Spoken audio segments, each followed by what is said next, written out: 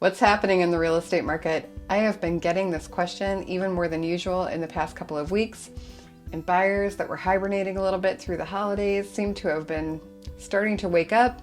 They're thinking about making their move. I think a lot of us realtors and probably people that are interested in getting into the real estate market were wondering what the spring market would look like this year. And yes, February is technically the spring market for real estate. No one in real estate cares what the rodent says. Evidence is pointing to it being just as busy as it has been the past few years, but with some twists. So let's take a look at the data and see what story that data is telling us. My name is Schumann. I am a realtor here in the Twin Cities, and my channel is devoted to helping people figure out how to navigate the Twin Cities real estate market, helping them see what the neighborhoods and the suburbs in the Twin Cities area look like, and giving information about what it's like to live in Minnesota from an outsider's perspective, which is me. I am not a native. So if you haven't lived here before or haven't been here before, you're wondering what you're getting into, maybe think about subscribing and hitting the bell so that you know when I post a new video. Okay, so today is a great day to do this update because the Fed just met and announced their latest take on the economy. And to put my spin on it, after reading what the National Association of Realtors economist Lawrence Yun said, they seem to be acknowledging that inflation is indeed slowing down, although it is still not in line with what they hope to see. And they have only risen the federal interest rates by 0.25%. This rate increase will likely result in mortgage rates either staying the same, which is around 6% for a 30-year fixed rate mortgage, or potentially taking a small drop because this is essentially a vote of confidence about the economy and a statement that may reassure mortgage lenders after seeing large rate hikes 6 months ago and in the months after that. Things are starting to moderate. So what does this mean for all of us? It means that buyers are more likely to be actively looking at homes. I think buyers that sat out the past few months may have actually missed the boat on significant opportunities to negotiate. And I'm about to give you the reasons why and what makes me a little bit worried that we're going to see some of the same conditions that we saw during the past couple of years reappearing this year. Okay, so let me tell you what's going on.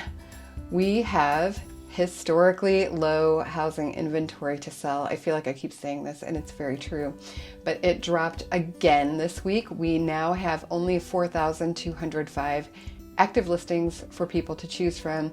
That sounds like a lot until you think about the size of the Minneapolis St. Paul area and the fact that we have had very low inventory, even when we were working with 6,500 or so listings.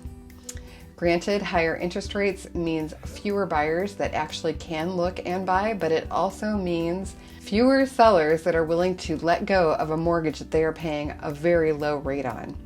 We absolutely need people that want to sell. The good news for sellers is that it is still a very strong seller's market here in the Twin Cities.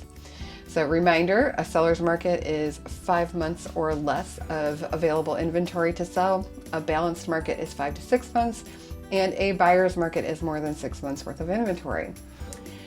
Our current month supply of homes is 2.12 for all home types in the 7-county metro area, but I'm going to add a graph which gives you the month supply by price range, and you can see what that means for your price range. If you have a big budget, you are truly fortunate in more than one way, and you're among those that probably will not be paying list price or be in a competitive offer situation on a home. The median home price in the United States is $372,000, and the median price in the 7-county metro area of the Twin Cities is $365,000 for all home types. If you refer to this chart again and you think about what it means for the buyer of a home in the median price range, the month supply is even less than it is for the market as a whole. And I also want to show you another graph that we can pull indicating what the price ranges are seeing in the way of buyer activity. This is demonstrated by showings. I pulled this chart for the past 30 days and it's absolutely not a shocker to me, but it is something to keep in mind if you are a buyer or a seller in the metro area. So if you look at that bar for homes in the median price range, it's up there. Now take a look at the market over the past 10 years, and you can definitely see the trend line here and the fact that it has been going down over the past decade, and it's been that long since we actually had a buyer's market in the Twin Cities. The interest rates have made it worse, but it's also not just sellers refusing to sell.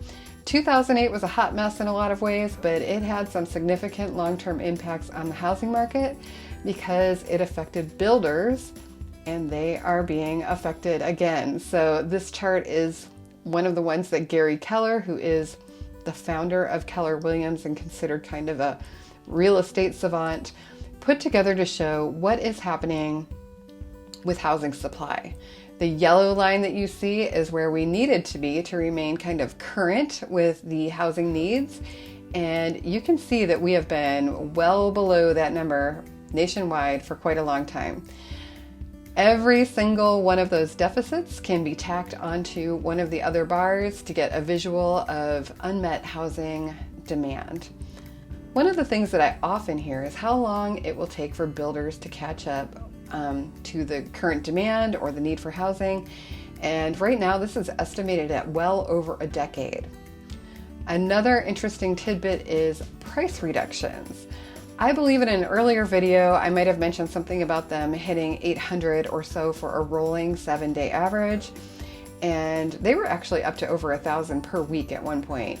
And that is a lot of price reductions on an active inventory this small. So that was a great sign for buyers. Sellers actually realized that the price that they set was way too high and they needed to reduce it to attract buyers. I had buyers at the time that were able to get even more significant concessions, either in price or contribution toward closing costs. So that was a really nice change for buyers from a year ago when people were like, thank you, may I have another?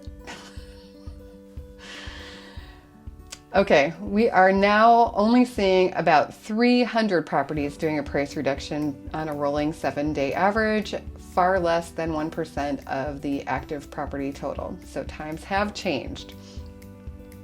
A bright spot, properties that are in coming soon, which means that they can't be shown but will be available for showing soon, have been on the rise. So these aren't included in the active property listing numbers, but we do have nearly 2 times as many in this status showing up than we did even a week ago. Not a lot, it's a couple hundred homes, but still everything helps. This is giving me kind of a flashback when I see coming soon because it was my most used tool to get an appointment to view a house in the wild days of 21 and 22. As soon as I would see something pop up, I would schedule it because it was a point where even getting in to see a property before it sold was very difficult, and I'm hoping that we never ever revisit those days again. All right, one last data point, days on market before going to pending. This number is dropping. It was nearly 46 days last month, and we are down to close to 43.6 days for January. This means that the property goes live and is likely under contract at about 33 days because then it would have like a 7 to 10 day inspection period. I'm going to throw some anecdotal information in here too. This is what has happened to me and what I am hearing from agents in my office of nearly 400 agents. There are a lot of homes out there that have been sitting for quite a while, like 90 plus days, and those same homes are now getting multiple offers. Open houses, even when the wind chills are well below zero, are busy. And the market is changing again. So if you are buying or selling and have questions, please reach out. I love to talk to people that meet me on YouTube. My contact information is down in the description box below this video. Have a great week and thank you for watching.